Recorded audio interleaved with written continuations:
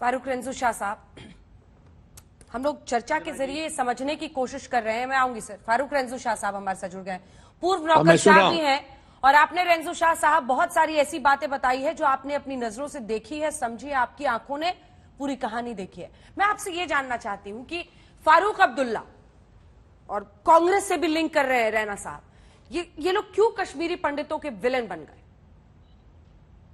देखिए, मैं एक बताऊं आपको, यहां पे अनफॉर्चुनेटली 1947 से ही वोट पॉलिटिक्स खेली गई और चंद फैमिलियों ने एक हिसाब से एग्रीमेंट जैसा किया कि भाई हुकूमत अगर करेगी सिर्फ हम करेंगे। तो उन्होंने जैसे 1947 का अगर आप देखें तो क्या मतलब था और क्या तुक थी कि हमारा एक बहुत बड़ा इंपॉर्टेंट पार्ट वहां फेंकना, पार फेंकना। What was the reason? Reason was vote bank. वहां का वोट बैंक यहाँ के लीडर को सूट नहीं करता था।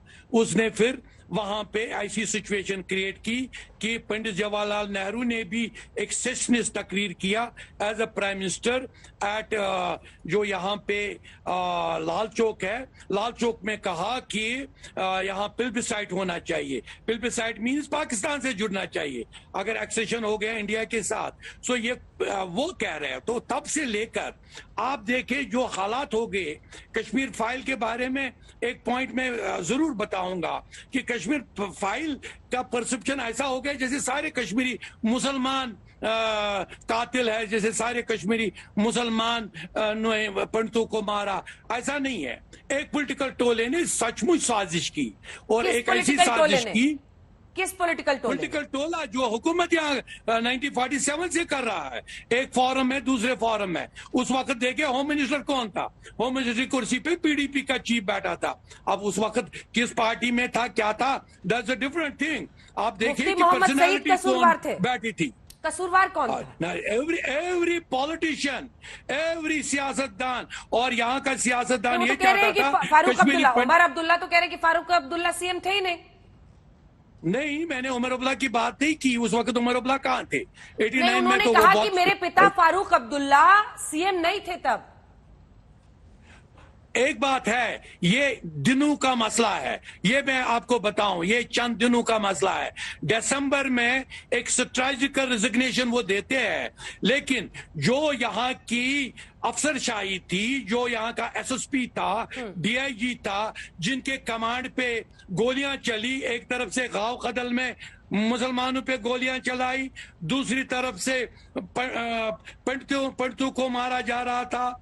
तो एक ऐसी फ्रेंजी क्रिएट की जा रही थी। उससे पहले उन्हीं की फैमिली ने कहा कि हम जम्मू के सेक्रेटेरिएट में मस्जिद बनाएंगे। क्या सेक्रेटेरिएट कौन सा वहां मस्जिद बनाने की जरूरत थी? It was only a criminal frenzy.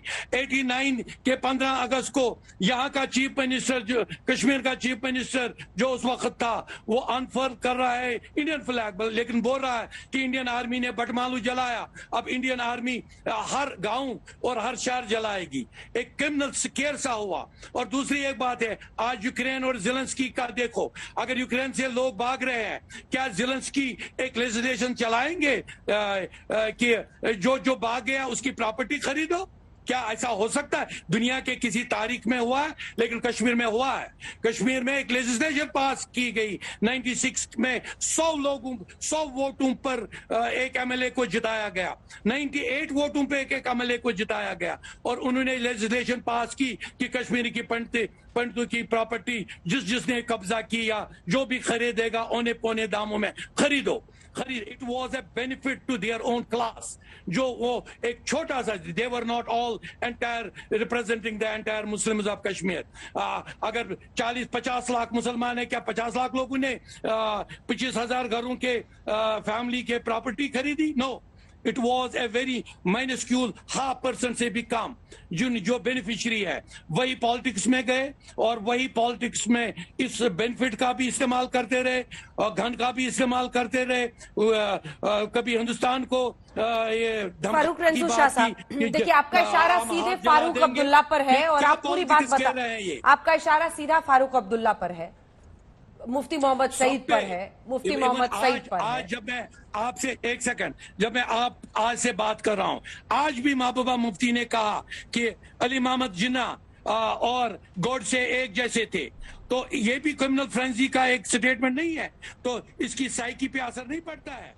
ये क्या बात होगी? गांधी को क्या अगर ये परसेप्शन देने की कोशिश कर रही है, गांधी को अली मोहम्मद जिन्ना ने गोडसे के जरिए मरवाया, तो डोंट यू फील कि criminal frenzy is being created? दो कम्युनिटी को लड़वाया जाता है, यही क्रिएट किया गया 90 में। बहुत सारे कश्मीरी पंडितों से मेरी भी बात हुई, रायना साहब की भी हमने बात सुनी है। उनका सबसे बड़ा दर्द यह है कि जिन पड़ोसियों पर उन्होंने बहुत यकीन किया था, उन्होंने ऐसे वक्त पर उनका साथ नहीं दिया। क्या इस बात में, इस आरोप में सच्चाई है कि सारे नहीं लेकिन कुछ ऐसे लोग थे वहां पर जिन्होंने कश्मीरी पंडितों के साथ बहुत बड़ा अन्याय किया, हिंसा में भागीदारी ली, उनके ऊपर यह खौफ बनाया, उन्हें वहां से भगवाया, और जैसा कि आप बता रहे हैं, औने पौने दाम पर उनकी जमीनें फिर खरीदी गई, उनके जो घर थे वो खरीदे गए। मैं आपको एक बात बताऊं, कश्मीरी पंडित और मुसलमानों को आपस में कोई गिला ही नहीं और ना होगा, बिकॉज हमारी 700 साल हमारी कंपोजिट आइडियोलॉजी बहुत मजबूत रही है। अनफॉर्चुनेटली उस वक्त का जो पॉलिटिकल कार्डर था, पॉलिटिकल कार्डर जो उसका हमसाया था, कोई पॉलिटिकल कार्डर जो इलाके का मकदम होता है, आपको खुद पता है पॉलिटिकल कार्डर किसको कहते हैं। उस पॉलिटिकल कार्डर को एक इशारा था कि पंडितों को कोऑपरेट उन्होंने नहीं किया।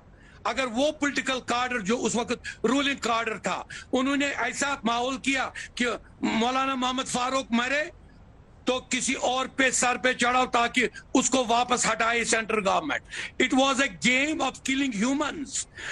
मौलाना फारूक के जुलूस पे ये गए, कौन एसएसपी था? Who was appointed by who was the DIG?